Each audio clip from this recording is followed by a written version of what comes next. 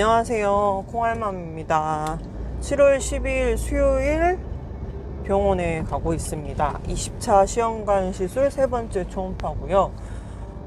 장기로 하고 있어서 생리 일주일 전부터 주사약을 썼고, 주사 한 번 맞고 일주일 동안 약을 안 쓰다가 생리 3일차부터 과배란이 들어갔습니다.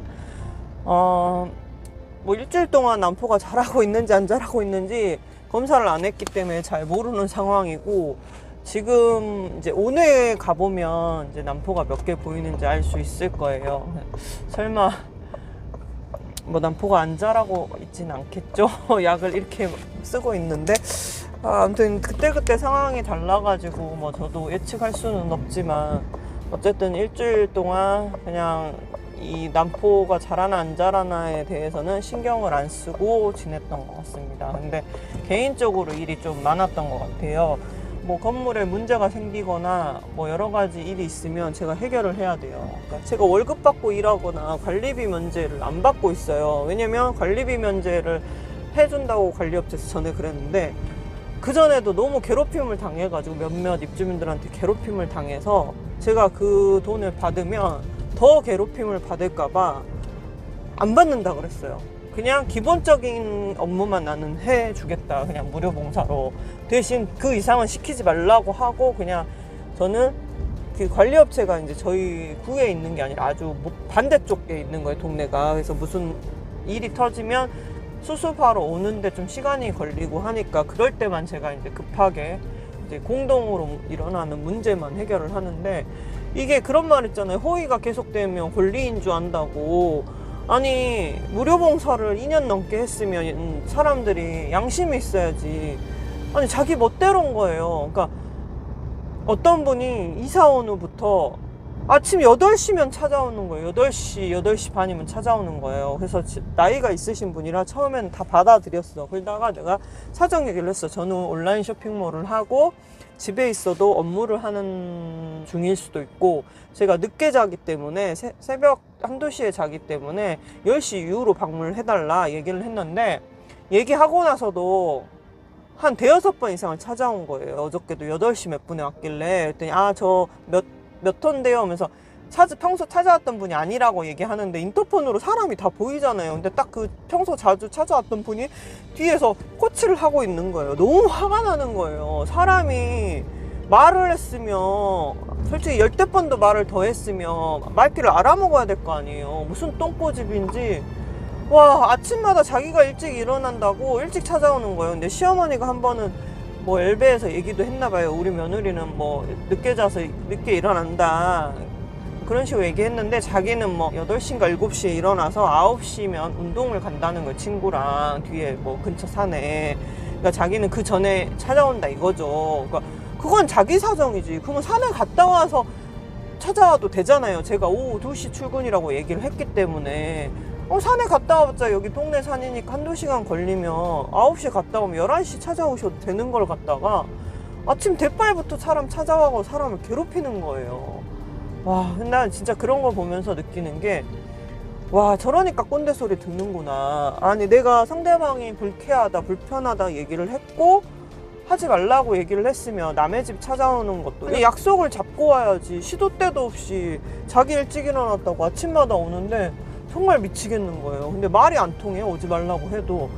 그래서 난 그런 거 보면서 나는 최소한 나이 먹으면 저런 꼰대짓은 안 해야겠다. 완전 꼰대짓이죠. 아니, 상대방이 싫다고 하지 말라는데도 자기 하고 싶은 대로 하는, 이게 무슨 마인드예요? 그리고 무료 봉사를 하는 사람이잖아요, 제가. 그러면 미안해서라도 그러면 안 되잖아요. 근데 진짜 갑자기 너무 열폭해갖고 어디 말할 데도 없고 그냥 갑자기 영상에서 얘기를 합니다. 아니, 제가 좀 약간 성격 급하고 뒤끝 없는 성격이긴 하나 좀 욱하는 게 좀 있어요. 근데 해도 너무한다 싶더라고요. 아니, 입주민들이 20몇 가구인데, 저희가 8층까지 있는 건물이거든요. 20몇 가구인데 자기들은 한 사람이라고 전화를 하지만, 저는 그 사람들이 1~2명만 전화해도 그 답변을 하는 게 정말 일이 돼버리는 거죠. 아니, 본인들은 하기 싫다고 하면서 왜 저한테는 시켜놓고 민폐를 했는지 정말 알 수가 없어요. 그래서 제가 오직하면 시험관 하는 얘기는 사적인 얘기라 사실 그런 저희 건물 분들한테 얘기를 안 했는데, 너무 아나무인격으로 자기 하고 싶은 대로 하고 뭐 자기 내키는 대로 막 시도 때도 없이 막 연락하고 하는 것 때문에 너무 불편해서 얘기를 했어요. 제가 사실은 시험관 하다가 오래 고생하다가 뭐 임신이 됐었는데 몇 개월 전에 유산이 돼서 몸이 많이 안 좋았었다. 그래서 다른 일에 신경 쓸 겨를이 없었다. 그리고 또 시험관 이제 들어가서 다음 주면 채치다. 그렇기 때문에 사소한 문제는 입주민들끼리 서로 해결하셔라, 대화로. 왜 자꾸 저한테 총대매라고 하고 저한테 자꾸 그런 걸 시키고 남 흉보는 얘기를 나한테 하냐 이거예요. 그러니까 결론은 그거예요. 어저께도 자기들이 하고 싶은 말이 있는데 대놓고 못하니까 다른 호스 분한테 얘기를 해달라는 거죠. 근데 저는 그 자체가 싫은 거예요.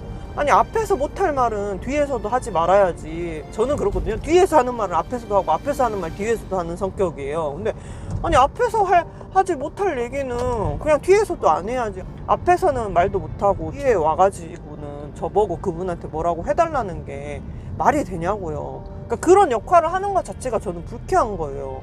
어이없잖아요. 아니, 대놓고 하면 되지. 그리고 단톡방을 만든 취지도 사실 제가 서로 얘기를 나누시라고, 사소한 감정을 오해를 쌓고 하지 말고 서로 인사도 하고 서로 뭔가 문제점이 있을 때는 상대방이 모르고 그랬을 수도 있으니 서로 대화를 해서 불편한 점은 해결을 하자 하고 단톡방을 만들었을 취지가, 그것도 몇 번을 얘기를 했고, 그리고 공동으로 일어난 일은 우리가 막 20몇 가구가 관리업체 계속 전화하면 관리업체 직원들도 업무를 못할 거 아니에요. 그래서 그런 문제만 제가 대표로 얘기를 할 테니까 개인적으로 불만 사항이 있는 거, 개인만 혼자만 불편한 거는 직접 다른 이웃한테 말을 하거나 관리업체에 전화를 해라. 말하기 불편함 얘기를 했어. 관리업체 그 불편 신고 전화번호도 알려줬어.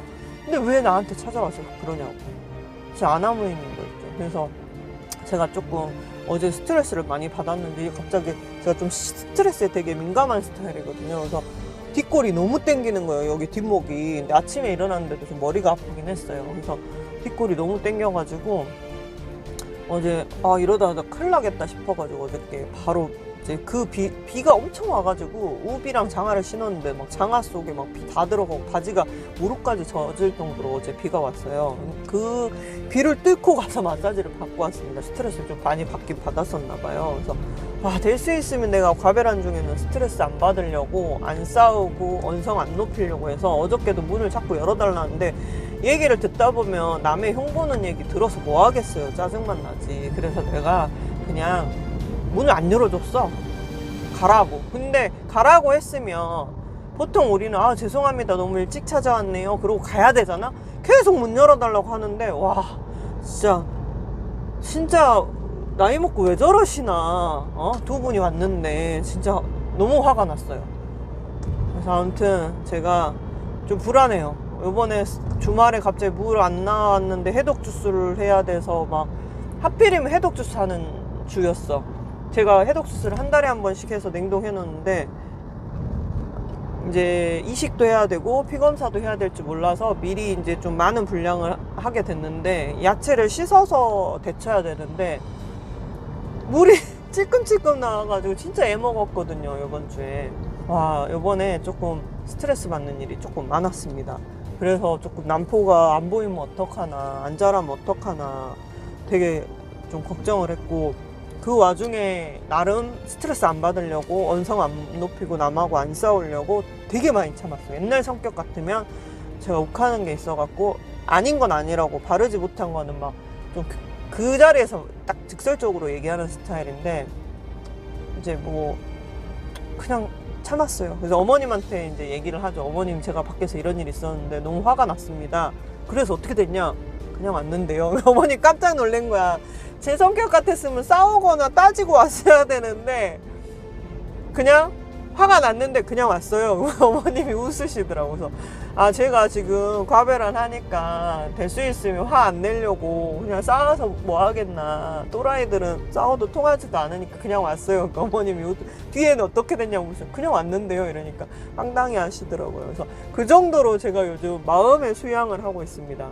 그러니까 한편으로 긍정적인 부분도 있지만 한편으로는 제가 욱하는 게 있어요. 그게 왜 그러냐면 속에 안 담아놓는 성격이기 때문에 긍정적인 부분이 있는 거고, 그렇기 때문에 그때그때 풀어야 되는 사람이기 때문에 욱하는 성질도 있는 거예요. 그러니까 물론 이제 사람마다 성격이 다르겠지만 저는 그런 편이에요. 그래서 진짜 말 못하는 부분은 뭐냐면 내가 이 말을 했을 때 상대방이 불쾌하겠지 하는 말은 잘 못해요. 그러다가 꽁꽁 앓다가 고민하다가 싸우다가 얘기하는 경우가 있어요. 남편하고 부부끼리 아니면 뭐 시어머님이랑. 근데 그 외에 그냥 별거 아닌 문제는 그냥 다이렉트로 얘기를 해요. 근데 요즘은 또 그것도 바꾼 게 이제 같이 일하는 친한 동생이 그런 얘기를 하더라고. 언니 그냥 화내면서 얘기하지 말고 그냥 평상시에 기분 좋을 때 웃으면서 얘기해. 왜 그걸 쌓아놔. 내가 상대방 기분이 안 좋을까 봐. 아니 언니야 참고 있다가 결국은 언니가 싸우거나 화가 났을 때 터트리잖아. 그럼 그 상대방은 갑자기 이거 왜 이러지 이렇게 되면 그게 더 당황스러우니까 그냥 평상시에 쌓아놓지 말고 상대방이 그걸 받아들일지 안 받아들일지는 모르겠지만 그냥 그때그때 얘기를 해라. 그래서 요즘은 남편한테도 뭐 불만이나 하고 싶은 말이 있으면, 남편이 좀 센시티브한 사람이기 때문에 남편 기분 좋을 때 눈치를 봐서 얘기를 해요. 오빠 난 이런 건 싫으니까 이런 건 좀 안 했으면 좋겠다. 그랬더니 진짜 그 방법을 썼더니 진짜 남편이 화를 좀 예전보다 덜 내더라고요. 근데 예전에는 내가 참고 참아주다가 싸웠을 때 폭발하면 내 얘기를 안 듣는 거야. 물론 자기가 분명 잘못한 부분이 있어도 미안하단 말을 안 하게 되더라고. 근데 지금은 기분 좋을 때 웃으면서 제가 이런 게 좀 불편하고 서운했다 그러면 알겠다고 그냥 나는 화낼 줄 알았는데 그냥 넘어가더라고요. 그러니까 그 남편 성향은 어떤 분위기나 말투에 따라서 되게 감정이 좌지우지 되더라고요. 그러니까 저는 그 말의 포인트에 대해서 화가 나는데 그 사람이 아무리 웃으면서 얘기해도 나한테 나쁜 말을 하면 기분이 나쁜 사람인데, 남편은 나쁜 말을 해도 기분 좋게 얘기하면 그냥 넘어가주는 스타일인 거예요. 완전 저랑 반대인 거예요. 그래서 제가 항상 말할 때는 남편이 기분 좋은 상황에서 제가 웃으면서 얘기를 해요. 근데 그럼 넘어가요. 아무튼 서로 좀 다른 부분이 있는 것 같아요. 그래서 아무튼 그런 식으로 요즘은 그때그때 이제 불만사항이라던가 불편한 거는 남편한테 얘기를 해서 요즘은 남편한테 받는 스트레스는 없어요, 사실은. 근데 외부적인 요인들이 좀 많은 것 같아요. 일적인 거나 가끔 진상 손님을 대해야 된다던가, 제가 이제 동대표다 보니까 입주민들 그런 민원을 해결해야 되는데 큰 문제는 다 내가 해결을 하는데 뭐 입주민들 서로 간의 사소한 문제를 자기들끼리 대놓고 싸우지는 못하니까 나한테 자꾸 전달을 하라는 게 그게 너무 불편한 거죠. 그래서 참 사람이 성격이 참 많이 다르구나, 사람마다. 아니 난 답답해서라도 바로 다이렉트로 말할 텐데 그거를 뭐 나를 통해서 막 전달을 하고, 아니 앞에 대놓고 못할 거면 참아야죠. 저는 그거거든요. 앞에 대놓고 말 못할 거면 그냥 혼자 참아요. 그렇지 않으면 대놓고 얘기를 하던가. 그래서 참 여러 가지 성격이 있구나. 그래서 아무튼 어저께 제가 너무 폭발해서 입주민 단톡방에 안 그러신 분도 많기 때문에 이제 죄송하긴 하지만 어쩔 수 없이 시험관 하는 거를 오픈을 했습니다. 제발 이번 달까지는 제가 채취도 하고 이식도 해야 되니 제발 저 좀 내버려 두시라고. 사소한 문제는 입주민들끼리 해결 좀 하시라고. 그리고 이제 건물 자체 내 큰 문제들은 내가 그때그때 해결을 하겠다. 근데 웃긴 게 제가 성격이 급해서 무슨 문제가 터지면 바로바로 해결을 해요, 또.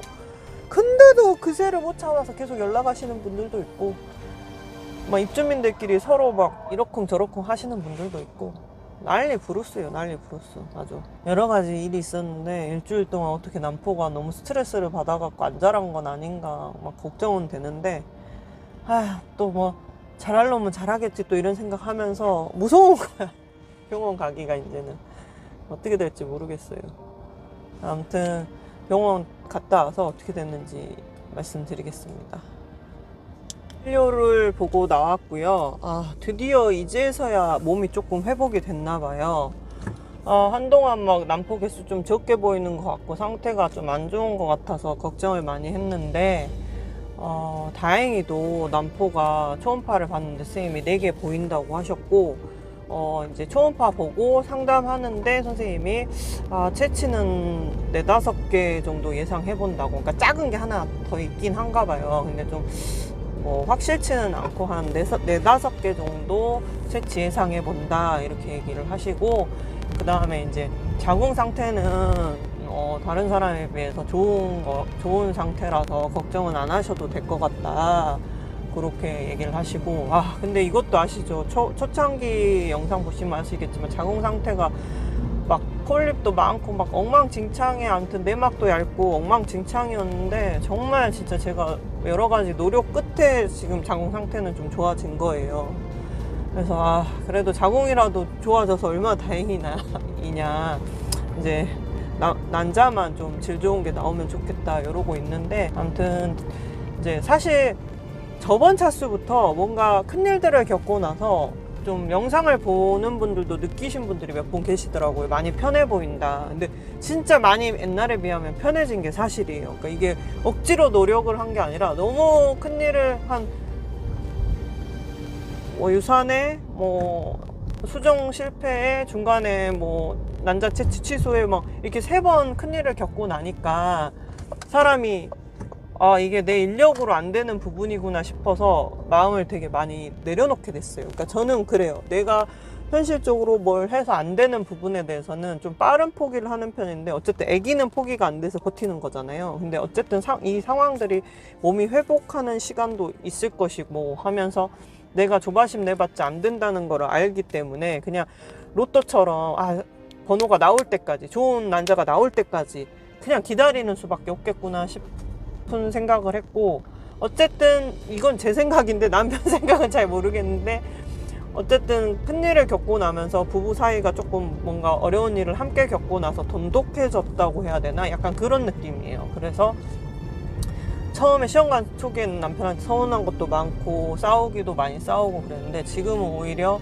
그냥 편하게 서로 부담되지 않는 선에서 그냥 서로 남편 스케줄도 조절하고 이식하는 날도 꼭 같이 안 가도 되니까 상황 봐서, 왜냐면 직장 생활하는 사람들은 눈치가 보이잖아요. 그래서 그런 상황들을 서로 이해를 하면서 잘 버티고 있는 것 같습니다.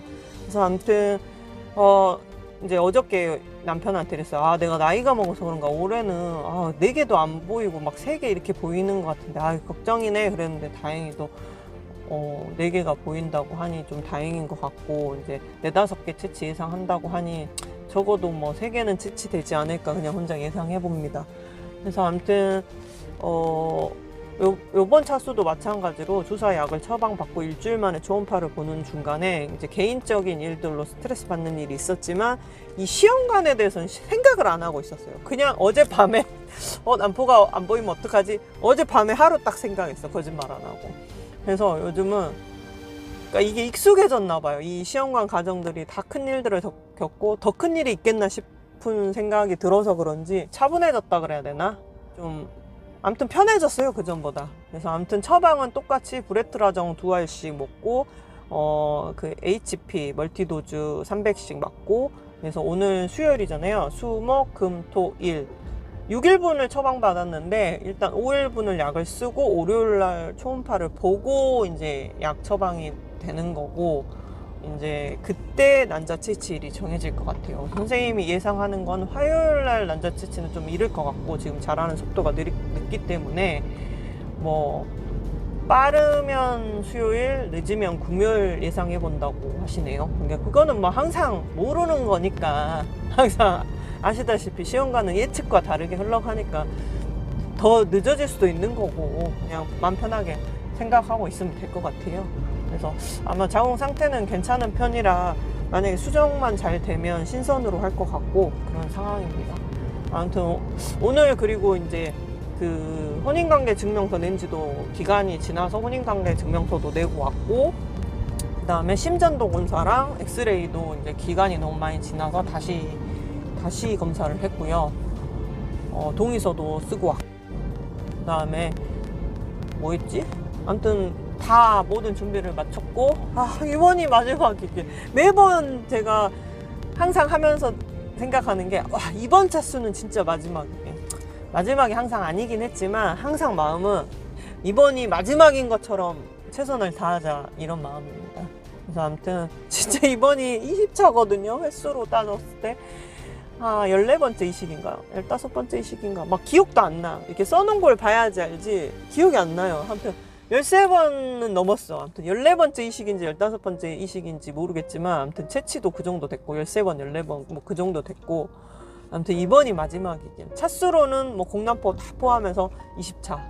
이번이 20차입니다. 21회차는 안 넘어가길 진짜 제발 바라봅니다. 근데 뭐 또 안 되면 어쩔 수 없고 또 이런 마음이에요.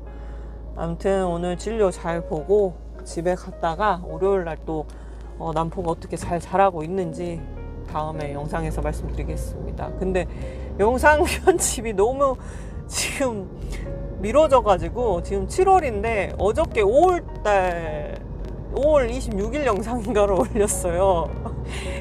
근데 이제 다음 주에 이제 그러니까 지금 촬영하는 시점으로 다음 주에 6월달 영상을 올려요. 근데 이 영상이 지금 7월에 찍었잖아요. 근데 왠지 아마 8월에 올라갈 것 같은데, 아무튼 다음 영상에서 뵙겠습니다.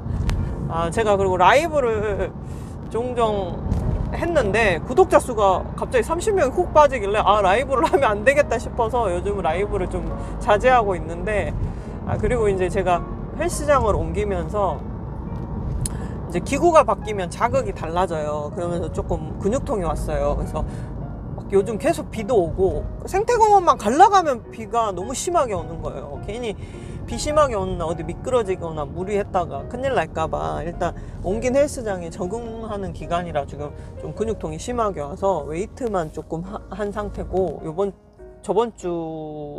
주는 웨이트만 하고 있었습니다.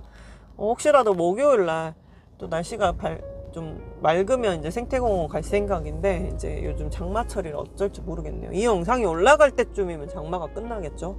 이건 뭐 장마가 아니라 우기 수준이에요. 이렇게 너무 기니까.